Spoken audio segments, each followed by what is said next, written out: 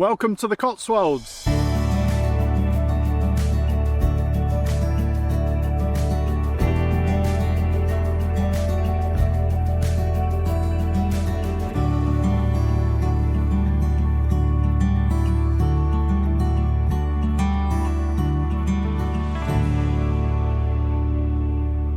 This is a silver birch. Fascinating. Actually 4 trunks this time of year. It's flooding with water to get to that canopy. You can even hear it shoot up through there. So what we're going to do is ask the tree first, is it okay that I have some of your water?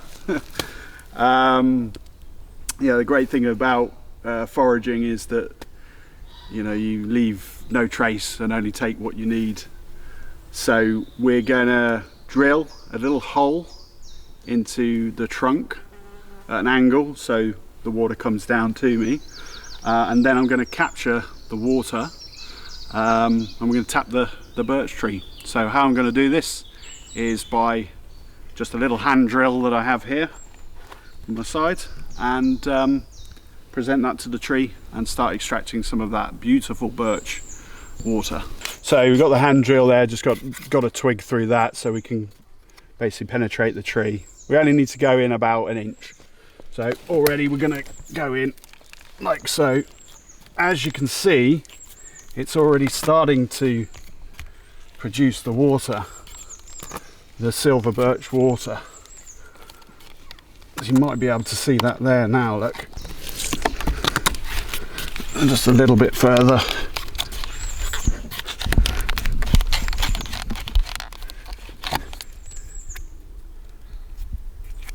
You can see the ones I did last year. This is a good point actually with those, because it does heal itself.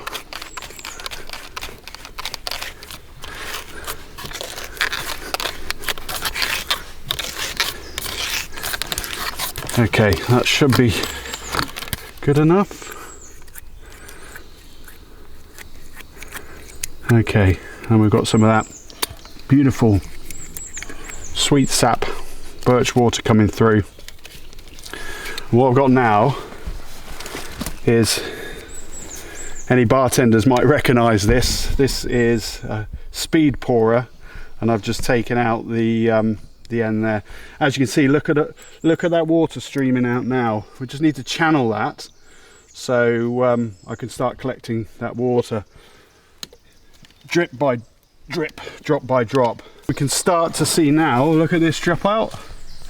That is beautifully sweet birch water. It's channeling up all the way up to the canopy. So this might take quite a while to get, I'd probably want about 10 litres to be honest. What you can actually do, there's a certain amount of sugar content in there as well, which you can reduce down to a syrup. So I'm probably going to get about, I'd say about maybe 2-3 litres. Use some for my cocktails as the birch water, and then I might reduce some down to a syrup, some birch syrup. So what I've got to do now is start collecting this. So I'm going to get my jar out, which I'm going to collect all of that goodness. Here we are. Jar there. You can attach it to there, but as you can see, it's just dropping down nicely there. This can take quite a while. Is that we'll come back maybe in about 4 hours and come and check to see how much we've got. Okay, look at that. So that's just a few hours gone, and we've got about 1 litre, I'd say, maybe 1.5 litres. So I think we'll stop it there. That's going to be more than enough for the cocktail that we're going to be making shortly with some delicious Cotswolds bourbon whiskey, and I'll show you how to make that shortly. But as you can see, we've got a good amount of the birch water Incredibly clear as well. It's obviously filtering up through there. That's all I want from her. Thank you very much. I've got a little bit of a twig, and we're just going to plug it like so. And there we are. That should have stopped all of those drops now. Just going to bang it in a bit harder.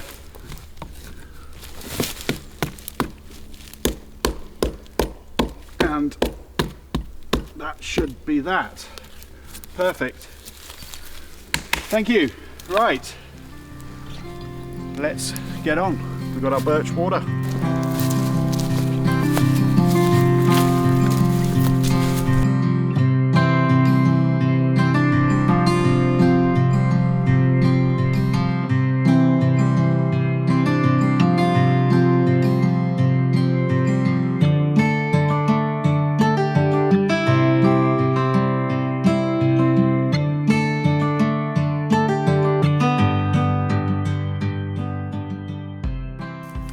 So our next seasonal treat, our next woodland creation is a highball. We're going to be using the Cotswolds delicious cask strength bourbon.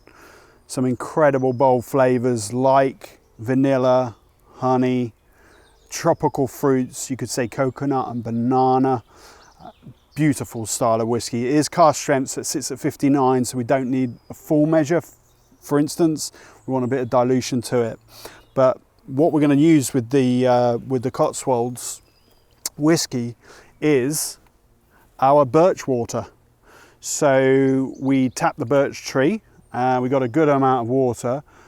Some of this I am going to reduce down to syrup, but what we're going to do is filter some of this into a siphon to create some carbonation, because what I want to create with this cocktail is a deliciously long Whisky Highball. We're going to be using the bourbon, birch. Birch has got a little sweetness to it as well. So if you think of the journey of whiskey when it's processed, when it's created from that barley, goes mill, mash, ferment, distilled twice typically, and then it goes into the wood and it's extracting all of those wood sugars. So what we have here is all those wood sugars as well. So carbonate it, make it long, add a little bit of depth of flavour, which I'm going to do through vermouth, dry vermouth. But watch, this is going to be incredible. So we've got a siphon here. I'm just going to take out the components there. And what we're going to do with this is, it's a really handy back bar. We're going to put the funnel in and just take out that void, just put that there for a sec. Filter. We're going to filter it because, you know, obviously it's gone through the tree, but there are some little bits in there as well. So I just want it to be really filtered, you know, pure almost. We're only going to use like maybe 100 ml or so.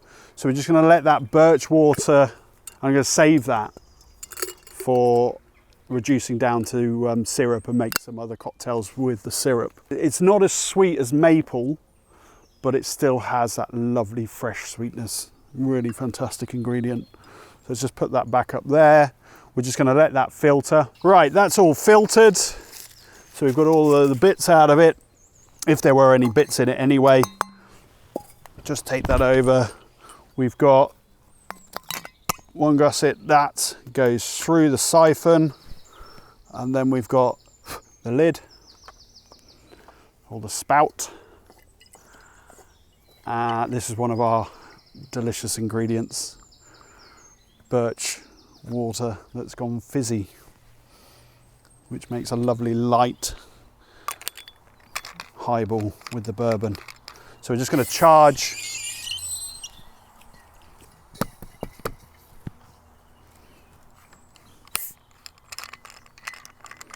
Okay, so we have the birch water soda. Incredible.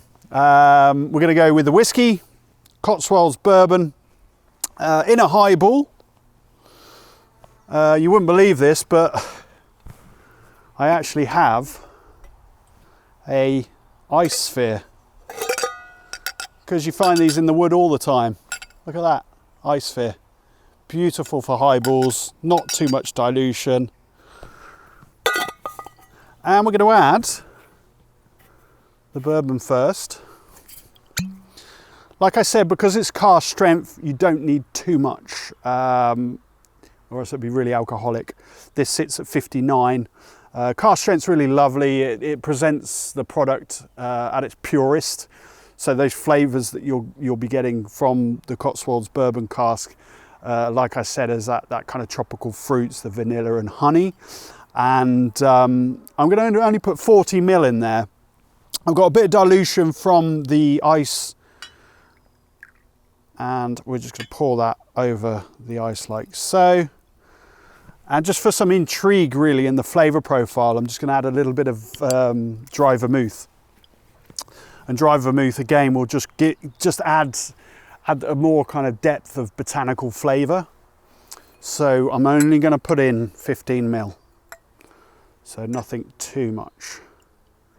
Again, just to complement some of those more floral notes of the bourbon cask. So what we have here is our charged birch water, and we're going to make a highball. So we're just going to add those flavours together. So just ready for the flavour to come through. Look at that. We've got a bit of fizz. We've got fizz in the woods. Who would have thought? And to garnish our highball, we've got the lesser celandine. It's actually a relation to the buttercup, and we're just going to put that on there. I mean, look at this. These are like cocktails you'd find in the Ritz or in Mayfair, and we are really enjoying them out in the Cotswold sunshine in the woodlands. I am going to give it a little stir round just to make sure all of those flavours have integrated. I mean, look how pretty that looks with the lesser celandine. And the taste, let's go.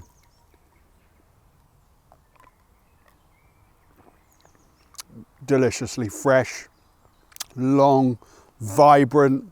You're getting the back tones of that bourbon flavour. Not too much dilution because we used the ice, and in comes then the botanicals from the vermouth.